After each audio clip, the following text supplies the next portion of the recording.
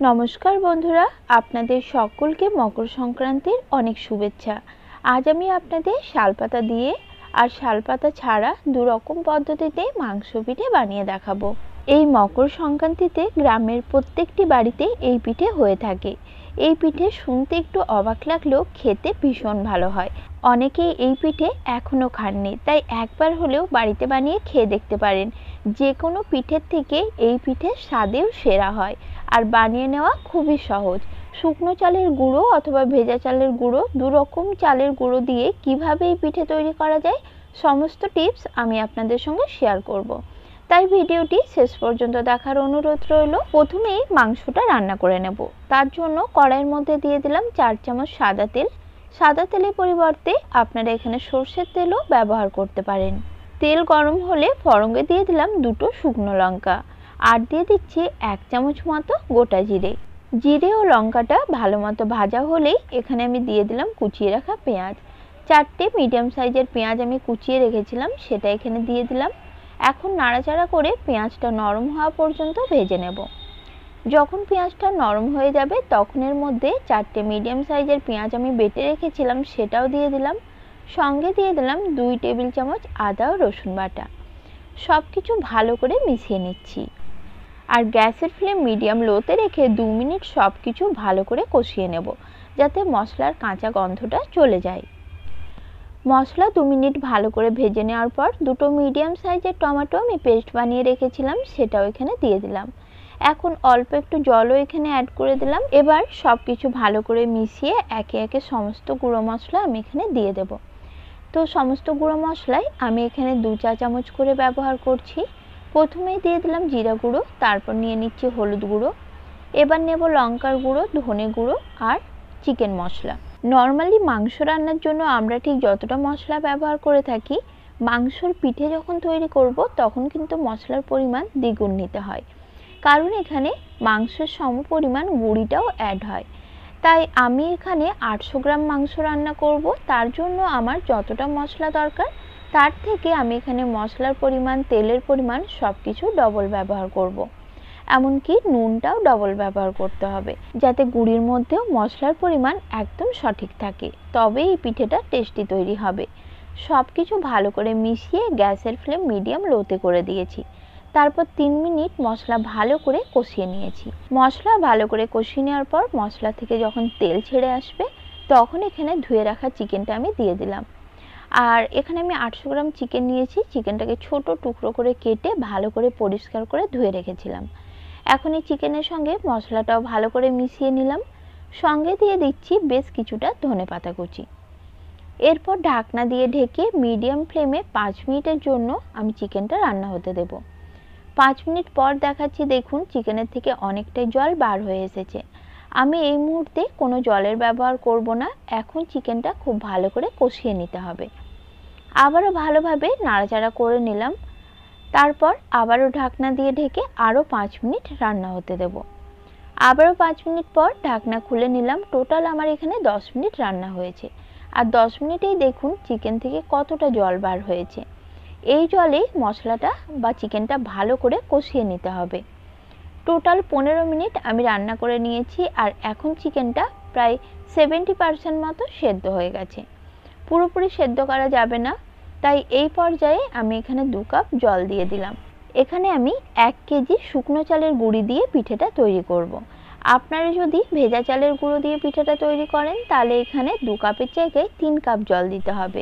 এর কারণটাও আমি আপনাদের বলে দেব, তাই ভিডিওটা স্কিপ না করে প্রথম থেকে শেষ পর্যন্ত দেখুন, নাহলে কিন্তু পিঠেটা একদম পারফেক্ট তৈরি হবে না। সব শেষে তরকারির মধ্যে দিয়ে দিলাম 1 চামচ গরম মশলা, আরও কিছুটা নুন। এখন আবারও সব কিছু ভালো করে মিশিয়ে ফুটিয়ে নিয়ে গ্যাসটি অফ করে দিলাম। এখন আমি তরকারিটি ঠান্ডা করে নেব। যেহেতু আমি শুকনো চালের গুঁড়ি দিয়ে পিঠেটা তৈরি করব, সেই কারণে তরকারিটি ঠান্ডা করার পর এর মধ্যে চালের গুঁড়োটা মিক্স করতে হবে। আপনারা যদি ভেজা চালের গুঁড়ো দিয়ে পিঠেটা তৈরি করেন তাহলে অবশ্যই তরকারিটি একদম গরম থাকা অবস্থায় গুঁড়োটা দিয়ে মিশিয়ে নিতে হবে। আর সেই কারণেই আমি আগে বলেছিলাম যে ভেজা চালের গুঁড়ো দিয়ে পিঠে তৈরি করলে রান্নাতে জলের পরিমাণ বাড়িয়ে নিতে হবে। আর কোনো কারণে তরকারির সঙ্গে চালের গুঁড়ো মিক্স করার সময় যদি ঝোলের পরিমাণ কম হয়ে যায় তাহলে আরও কিছুটা জল গরম করে তবেই মিক্স করবেন, নাহলে কিন্তু পিঠে একদম শক্ত হয়ে যাবে, খাওয়াই যাবে না। তাই এই সামান্য কিছু টিপস আপনাদের পারফেক্ট পিঠে তৈরি করার জন্য অবশ্যই ফলো করতে হবে। আর এদিকে আমি শুকনো চালের গুঁড়োটা তরকারির সঙ্গে ভালো করে হাত দিয়ে মেখে নিচ্ছি। এখন তরকারিটি একদম হালকা উষ্ণ গরম রয়েছে। আর এই পর্যায়ে যদি জল কম পড়ে যায় বা ঝোলের পরিমাণ কম পড়ে যায়, তাহলে আপনারা এখানে নর্মাল ঠান্ডা জল ব্যবহার করতে পারেন, তাতে কোনো অসুবিধে নেই। আজ আমি 800 গ্রাম চিকেন দিয়ে 1 কেজি চালের গুঁড়োর পিঠে তৈরি করছি। তবে মাংস পিঠে বা চিকেন পিঠে তৈরি করার ক্ষেত্রে চিকেনের পরিমাণ যত বেশি থাকবে পিঠেটা খেতে তত ভালো হবে। তাই চাইলে আপনারা এখানে মাংসের পরিমাণ ইচ্ছে মতো বাড়িয়ে নিতে পারেন। দেখুন, গুঁড়িটা মিক্স করার ক্ষেত্রে আমার কিছুটা ঝোল কম পড়েছিল, তাই হাফ কাপ মতো নর্মাল জল দিয়ে চালের গুঁড়োটাকে খুব ভালো করে মেখে নিচ্ছি। সব কিছু একসঙ্গে খুব ভালো করে মেখে নিয়েছি। আর দেখুন, ঠিক এরকমই ঘনত্বের একটি মিশ্রণ তৈরি করতে হবে। এই পর্যায়ে আপনারা অবশ্যই নুনটা টেস্ট করে নেবেন, নুনের পরিমাণ কম থাকলে মিক্স করতে পারেন। তো এবার আমার পিঠে তৈরির জন্য মিশ্রণটি একদম রেডি। পিঠেগুলো বানিয়ে নেব। পিঠে তৈরি করার জন্য আমি এখানে শালপাতার থালা নিয়েছি। তো এগুলো আপনারা মার্কেটে খুব সহজেই পেয়ে যাবেন। আর যদি কোনো কারণে শালপাতা না পেয়ে থাকেন, তাহলে শালপাতা ছাড়াও তাওয়াতে বা ফ্রাই প্যানে খুব সহজেই পিঠে কিভাবে তৈরি করবেন সেটাও আমি আপনাদের দেখিয়ে দেব। তো প্রথমে আমি শালপাতার থালাগুলোকে ভালো করে ধুয়ে নিয়েছি আর 1 চামচ করে তেল দুটো থালাতেই লাগিয়ে নিলাম। এতে করে পিঠের মধ্যে খুব সুন্দর একটা টেস্ট আসবে। এখন আমি বেশ কিছুটা মিশ্রণ নিয়ে পাতার ওপরে এইভাবে 4-5টা গোল করে একটু সমান করে পিঠেটা দিয়ে দিচ্ছি। পিঠেটা খুব বেশি মোটা করে দেওয়ার দরকার নেই, একটু মিডিয়াম ঘনত্বের দিলেই হবে। এখন ওপর থেকে আরেকটা পাতা দিয়ে ঢেকে দেব। আগের থেকে আমি একটি তাওয়া গরম হতে গ্যাসে বসিয়ে দিয়েছিলাম। এখন এর ওপরে পিঠেটা এইভাবে দিয়ে দেব। গ্যাসের ফ্লেম মিডিয়ামে রেখে পিঠেটা 5 মিনিটের জন্য হতে দেব। সেই ফাঁকে একই রকমভাবে আরও একটি পিঠে বানিয়ে রেডি করে রাখবো। যারা এখন আমার চ্যানেলটি সাবস্ক্রাইব করেনি তারা প্লিজ আমার চ্যানেলটি সাবস্ক্রাইব করে নেবেন। এতে যখনই আমি কোনো নতুন ভিডিও আপলোড করব তার নোটিফিকেশন সঙ্গে সঙ্গে আপনাদের কাছে পৌঁছে যাবে। আর যারা ফেসবুক থেকে দেখছেন তারা প্লিজ পেজটিকে ফলো করে নেবেন। আরেকটি পিঠে আমি রেডি করে রেখে দিলাম। আর এদিকে পিঠেটা আমার 5 মিনিট রান্না হয়ে গেছে। তো তলার থেকে এভাবে একটা খুন্তির সাহায্যে পাতাটা ভালো করে ধরে পিঠেটা উল্টে নিতে হবে। তারপর অপর সাইডটাও আরও 5 মিনিট রান্না করে উল্টে নিচ্ছি। এইভাবেই টোটাল 15 মিনিট মিডিয়াম ফ্লেমে পিঠেটা আমি রান্না করে নেব। এতে পিঠেটা খুব সুন্দরভাবে সেদ্ধ হয়ে যাবে আর ওপর থেকে একটা হালকা লালচে কালার আসবে। ঠিক এরকমই হবে। দেখুন, পিঠে এখন আমার তৈরি হয়ে গেছে, তাই এটাকে নামিয়ে নিচ্ছি। এক একটা পিঠে মিডিয়াম ফ্লেমে তৈরি করতে 15 মিনিট মতো টাইম লেগেছে। তো দেখুন, শালপাতায় মাংস পিঠে আমার তৈরি হয়ে গেছে আর পিঠেটাও কত সুন্দর তৈরি হয়েছে। যারা কখনো খাননি একবার হলেও বানিয়ে খেয়ে দেখুন, খেতে সত্যি ভীষণ ভালো হয়।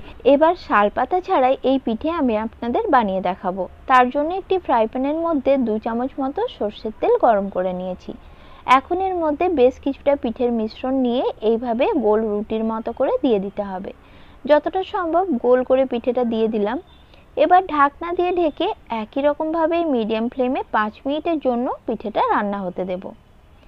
5 মিনিট পর ঢাকনা খুলে পিঠেটা উল্টে নিচ্ছি।